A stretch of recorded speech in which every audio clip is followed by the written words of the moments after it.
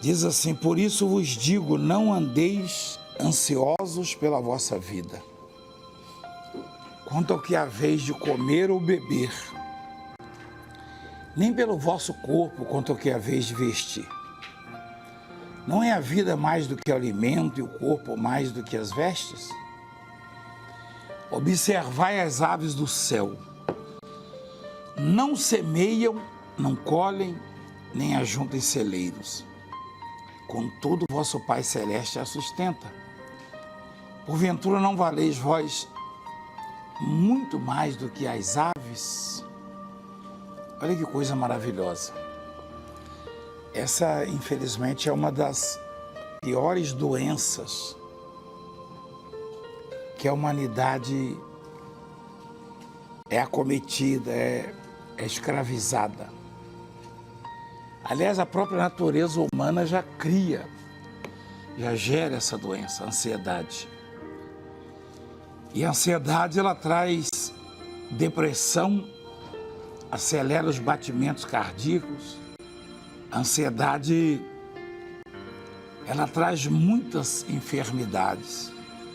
Ela mata, na verdade. E é muito difícil encontrar alguém que não tenha nem um pouco de ansiedade. Todos nós, em algum momento, ficamos ansiosos.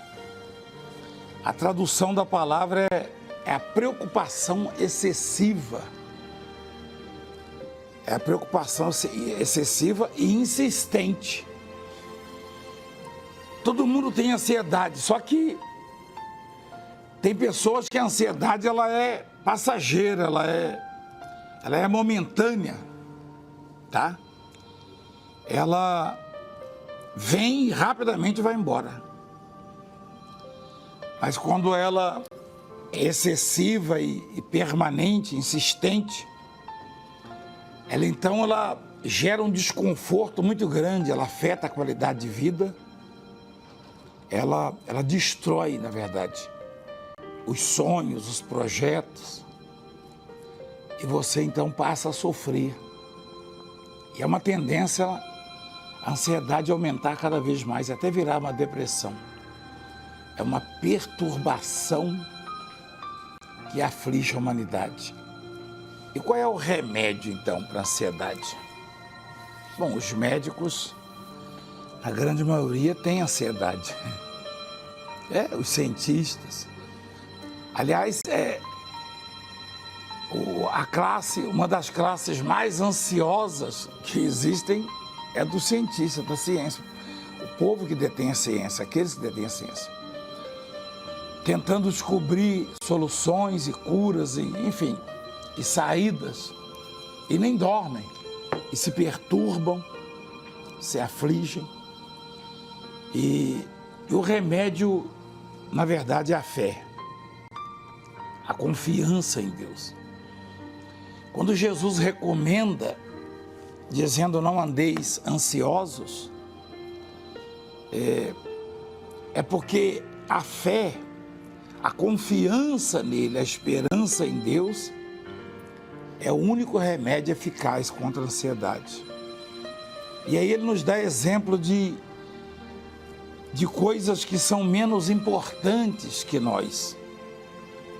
Afinal, nós que somos ansiosos, que nos inquietamos, que nos perturbamos para resolver problemas sem conseguir êxito, porque eu não consigo resolver os meus problemas. Você não consegue resolver os seus, não. Quando eles são resolvidos, essa solução vem de Deus. Vem a resposta para nossas orações, para os jejuns, para a busca. Ninguém resolve os seus próprios problemas e isso está provado. Então a ansiedade é vã, ela é inútil. Ela só serve para complicar, para atrapalhar ainda mais a vida do ser humano. Então, a confiança em Deus é o remédio, é a saída. E ele diz assim: observai as aves. Olha lá, não semeiam, não colhem, nem ajuntam celeiros. Traduzindo, elas são tranquilas. Elas não têm preocupações, elas buscam o alimento só na hora da necessidade, da fome. E encontram sempre. Encontram por quê? Porque como não são ansiosas, como não vivem preocupadas, com medo, então Deus as sustenta. Porventura não valeis vós muito mais do que as aves? Qual de vós, por mais ansioso que esteja, pode acrescentar um covo da sua estatura ou curso da sua vida? Quem pode, por exemplo, a pessoa que está insatisfeita com a sua estatura, ela pode acrescentar alguma coisa? Um centímetro que seja? Não pode. Quer dizer, não adianta ansiedade, preocupações negativas, é claro. Não adianta o medo, não. Não adianta pensar no que vai acontecer mais tarde ou amanhã. Tem que viver o momento, viver a fé, confiar em Deus, orar, buscar, jejuar, submeter-se a Ele, porque Ele é quem coloca tudo no seu devido lugar. Ele é quem controla todas as coisas. Você já deve ter tido experiências de preocupações negativas que resultaram muito mal na sua vida. E outras coisas que você deveria se preocupar e não se preocupou, negativamente falando, mas confiou e se resolveram. Eu e você não podemos acrescentar nada à nossa vida, por mais ansiosos que estejamos, que possamos estar, jamais iremos fazer alguma coisa que possa trazer resultado, isso dos nossos próprios recursos. Então a recomendação é confiar, é esperar em Deus, esse esperar não é cruzar os braços, é orar, é jejuar, é buscar, é vir à igreja, é aplicar o coração, mas sem se perturbar, sem se apavorar, sem ter medo, sem estar inquieto, sem estar ansioso. Continuando, diz assim: e por que andais ansiosos quanto ao vestuário? Considerai como crescem os lírios do campo. Isso é um exemplo, né? Das preocupações que eu e você temos. Provavelmente essa aí está entre as mais insignificantes, as menores preocupações com vestuários. Mas o exemplo dos lírios, ou seja, das ervas, né, que existem, mas que não tem muito significado, porque normalmente vão para o fogo, naturalmente. Secam, ou seja, não tem a imagem de Deus, nem a sua semelhança, como você e eu. Então, repetindo, e por que andais ansiosos quanto ao vestuário? Considerai como crescem os lírios do campo. Eles não trabalham nem fiam. Eu, contudo, vos afirmo que nem Salomão, em toda a sua glória, se vestiu como qualquer deles. Quer dizer, as ervas, as árvores, as plantas, as flores, comparando com o valor que eu e você temos para Deus, não significam absolutamente nada. E são mais formosas, mais perfeitas, tá? São verdadeiramente um encanto para os olhos. Eu que vivi no campo e passava parte do dia andando no meio das flores, das plantas, no meio das matas, a gente vê cada coisa que a gente sente a presença de Deus. Quando não há preocupação negativa, então a presença de Deus é constante ali, o agir de Deus. A preocupação negativa afasta a presença de Deus, entristece o coração de Deus. Porque na verdade é dúvida, é medo, é falta de confiança na palavra de Deus.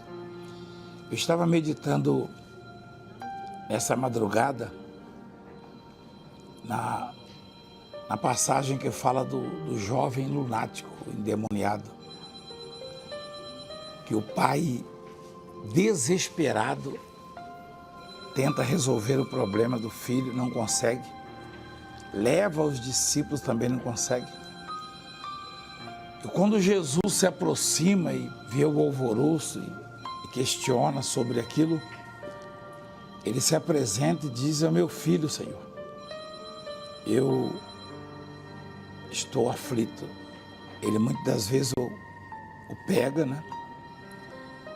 E cai no fogo e outras muitas na água. Apresentei-o aos teus discípulos, mas eles não puderam curá-lo. E Jesus exclamou: ó geração incrédula e perversa, até quando estarei eu convosco, até quando eu sofrerei? Trazei o menino. Aliás, a versão deles é diferente da minha, né? Sempre, como sempre, é diferente. Na minha Bíblia, o pai do menino fala: se o senhor pode alguma coisa, né? Ou seja, se o senhor pode resolver o problema do meu filho, olha lá. Primeiro eles têm que me provocar. A partir de hoje eu não admito mais isso, tá? Por favor. Encerra-se hoje isso aí, tá? Por favor. Então, olha só. Muitas vezes tem lançado no fogo, na água, para o destruir. Mas se tu podes alguma coisa, eu gosto de pregar o evangelho completo. Completo. Simples, eficaz, completo. Nosso povo não tem tanto recurso intelectual para entender. Por isso a mensagem tem que ser diferente. A mensagem não é para encantar. Não é para impactar, impressionar, não. É para produzir. É para construir, é para criar, é para mudar. E graças a Deus, a mensagem que Deus me dá muda a vida das pessoas. Ensina a vida das pessoas. Então a pergunta que muita gente faz, aquele pai desesperado fez. Ele disse: se tu podes alguma coisa, olha só, tem compaixão de nós e ajuda-nos. E Jesus disse: se tu podes crer, tudo é possível que crê. Olha que evangelho claro, didático. Olha que ensinamento. Porque muitas coisas, só determinadas classes é que podem fazer. Tem muita coisa que o pobre, ou o analfabeto, ou que tem pouca instrução, não pode fazer. Por exemplo, o meu nível intelectual, meu grau de instrução não me permite fazer o que eu faço, pregar em televisão, e escrever livros e interagir com autoridades e pessoas cultas. Não. Eu recebi uma mensagem agora há pouco. Sabe de quem? Tem gente que não gosta dele, por causa da mídia, por causa da fraqueza de cabeça. Dá uma olhada aqui. 6 horas da manhã, olha quem me escreveu. Olha quem me escreveu às 6 da manhã. Aqui, ó. E a minha origem e o meu nível cultural, intelectual, meu grau de instrução não permite interagir ou me comunicar. Não. Só que eu tenho algo que é muito maior que qualquer diploma, qualquer poder aquisitivo ou político, ou do judiciário, qualquer coisa. Eu tenho a fé. E eu pergunto a você, o sujeito que nunca foi à escola, ele pode ter a fé? Claro. O mesmo acesso, tá? A mesma oportunidade que a fé do presidente da República, ou do apóstolo, ou do ministro, ou do juiz, ou do professor dá a ele, a minha fé, a sua fé também te dá. As oportunidades que eu tenho, através da fé, você que mora aí na comunidade, na favela, também tem. E Deus, como Ele é Pai da sabedoria, é muito maior que a sabedoria, Ele já estabeleceu assim para que não tenhamos desculpas, justificativas. Ninguém vai poder dizer, eu não venci porque eu não tive oportunidade. Claro que teve. A fé é acessível a todos. Não vem dizer que não teve, não. Não vem dizer, não. Não vem dizer. Você tem, sim. Você tem, eu tenho. Todos nós temos oportunidades. A fé é para todos. Então, quando aquele homem pergunta para Jesus se tu podes alguma coisa, quer dizer, não é uma pergunta que se deve fazer a Deus, né? Ao Filho de Deus. Mas o homem estava tão aflito, tão bombardeado. Imagina o nível de estresse, de ansiedade daquele homem, neste período em que o filho esteve para morrer, estava desenganado, esteve açoitado pelo demônio, maltratado, judiado, e ele impotente ali diante da situação, porque ele não conhecia esse caminho que eu e você conhecemos, essa receita. Deus, ele é maravilhoso mesmo. Imagina se a fé fosse para os cultos, para os ricos. Eu daria onde? E você? Onde estaríamos? Então a fé é para todos. E não interessa se é homem, se é mulher, se é branco, se é negro. Não. Se é cigano, se é índio, se é hétero, se é homossexual. Se você agir a sua fé, ela vai mudar a sua vida. Ela vai te curar da ansiedade. Ela vai abrir portas, ela vai te colocar num patamar. E você não precisa de mim, não depende de mim. Aliás, a minha vida, a minha missão, tá? É principal, eu diria, ensinar que você não precisa de mim. Não se iluda, não se deixe enganar, levar, porque é comum nos homens escravizar, subjugar, submeter as pessoas aos seus caprichos, principalmente na classe política, infelizmente. Eu tenho amigos políticos, está vendo aí, mas eu tenho que falar a verdade. Podemos generalizar, mas a grande maioria prega de maneira que as pessoas possam depender deles, como se dependesse. Não depende, não. E o pior é que a maioria acha que depende, esses protestos, esse quebra-quebra, essa revolta, essa ansiedade excessiva, esse desespero, é exatamente porque as pessoas acham que depende de homens, depende deles. Você não depende dele nem de nós, de ninguém. Você só depende de Deus, só de Deus. Imagina, Jesus estava lá no deserto, só ele, o Espírito Santo e o diabo. Quem podia ajudar Jesus ali? Na cruz. E os servos de Deus.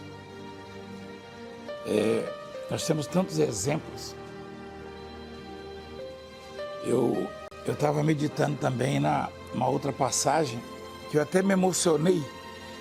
Eu já devo ter lido ela acho que umas 5 a 10 mil vezes. Dessas vezes que eu li a Bíblia, eu tenho mais de 41 anos de leitura da Bíblia. Eu termino a Bíblia e recomeço, eu termino e recomeço, eu termino e recomeço. São mais de 41 anos. Na verdade, eu estou na metade de novo. Eu estava lendo sobre a viúva lá de Sarepta, quando aquela seca dizimou, né? Acabou com a humanidade. Só restava ela e o filho. O que passava pela cabeça daquela mulher naquele deserto? Não tinha banco, não tinha farmácia, não tinha supermercado, não tinha venda de nada. Não tinha vizinho, ninguém. Ninguém, só ela e o filhinho. Tanto é que a esperança dela era fazer a última refeição, se é que podemos chamar de refeição, e morrerem, ela e o filho. E alguma coisa naquela mulher chamou a atenção de Deus. Você vai me dizer que aquela mulher tinha fé? Tinha fé. Ela não tinha de onde tirar, não tinha onde se apoiar. Ela não tinha absolutamente nada, aparentemente, que pudesse encorajá-la, animá-la. Não tinha alguém para dar uma palavra como você e eu temos, para interceder. Não. Aliás, nem Elias sabia daquela mulher. Nem o profeta sabia da existência dela. Só o Ser Supremo, só aquele cujos olhos enchem a terra, é que via a aflição daquela mulher. E ele então chamou o profeta. Ele disse: Elias, vai a Sarepta e leva ali um caminhão, leva amas. Reúne aí o pessoal da Amas e leva ali um sopão, algumas cestas básicas, leva cobertores para o inverno, roupa, leva remédio. Desculpa, estou olhando outra coisa. Peço perdão a vocês. Ele disse: vai lá porque eu ordenei a uma viúva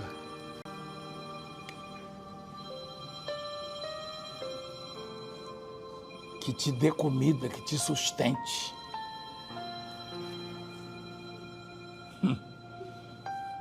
O profeta também estava com problemas na sua alimentação, nos seus recursos. Você sabe por que eu te abençoo? Porque eu sou menor que você.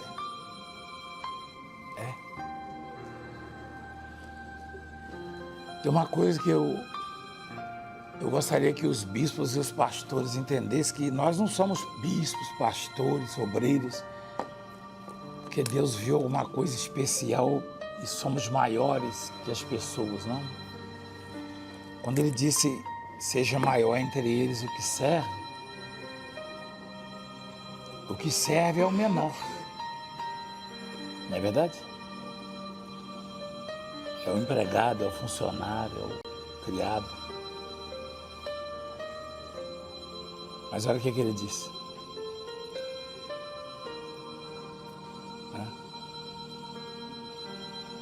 Quem quiser tornar-se grande entre vós, será esse que vos sirva. Olha como é a palavra de Deus, como é profunda, é santa, é incrível. A palavra de Deus é a coisa que mais me emociona na vida. Mais me emociona na vida. Aí eu fiquei pensando, peraí, mas quem era o desesperado, afinal, o necessitado ali da história? Né? Quer dizer, onde está o sujeito? O principal. O principal era a viúva. Eu pensava que era o profeta. Eu pensava que era o Elias.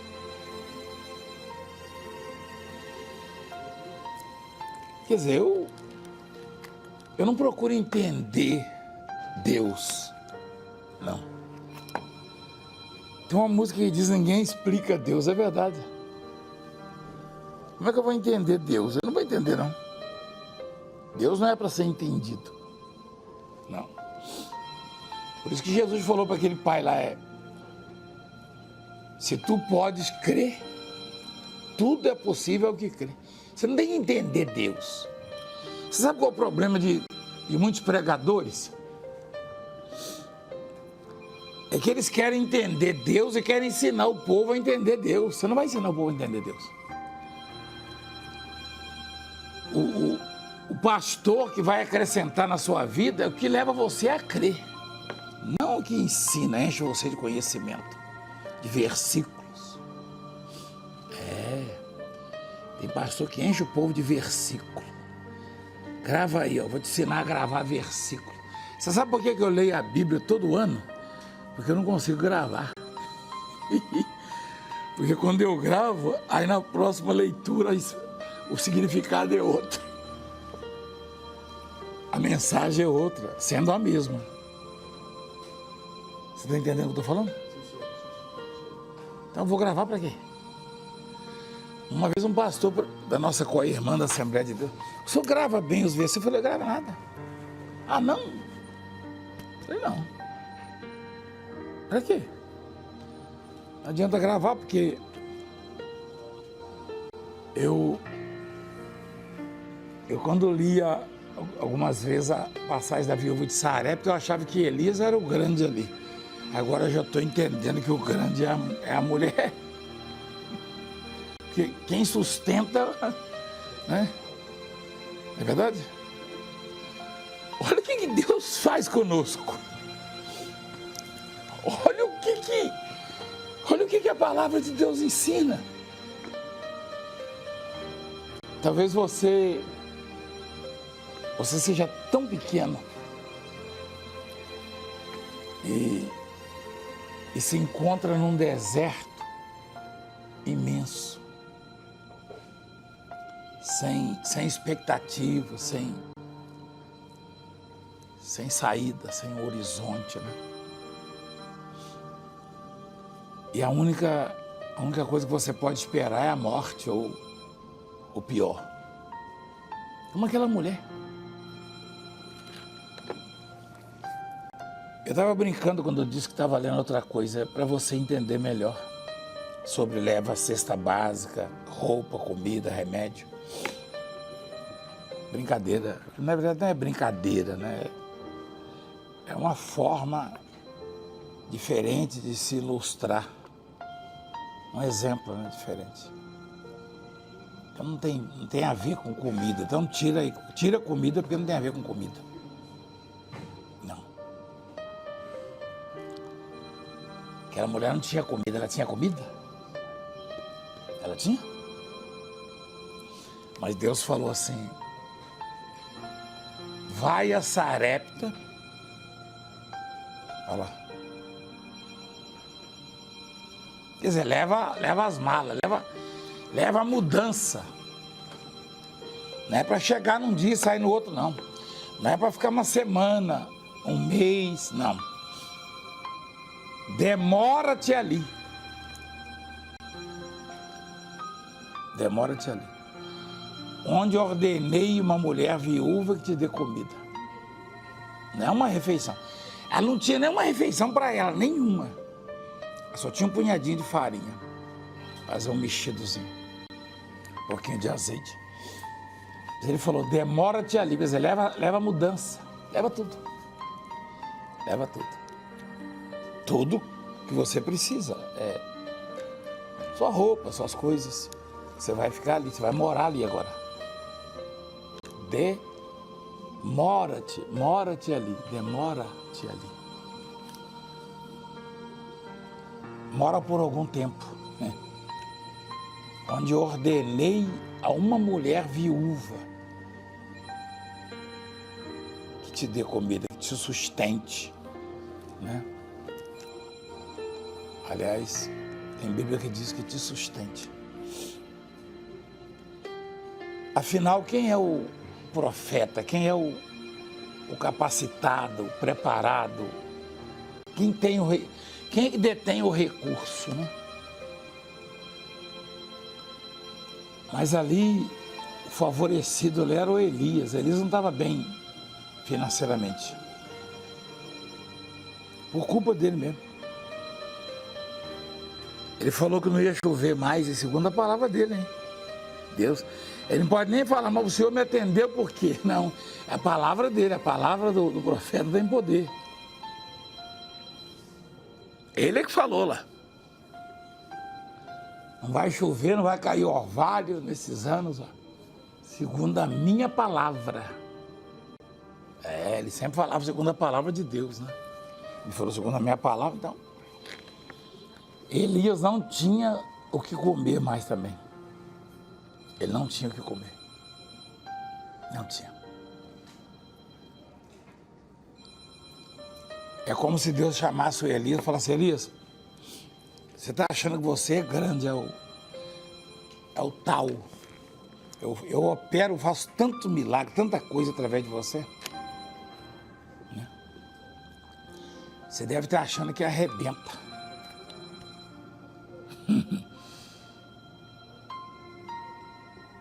E esses dias uma viúva vai te sustentar. Aliás, quando Deus ele usa muito alguém, ele permite certas coisas na vida deste alguém que vem como um ensinamento mesmo, como um aprendizado, como, eu diria, como um fogo, né, purificando o ouro, como uma lima, um esmeril que afia a lâmina. O Elias, um dos mais usados na história por Deus,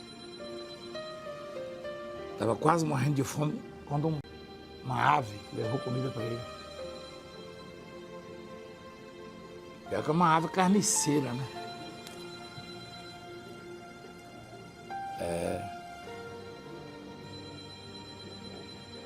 Uma ave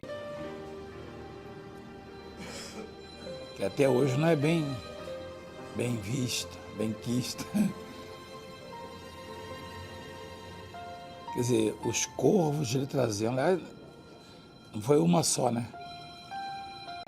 Uma espécie só, mas os corvos traziam pão e carne, né? Que café da manhã, hein? Pela manhã, pão e carne. Café da manhã, só que não tinha padaria, não tinha açougue, não tinha nada.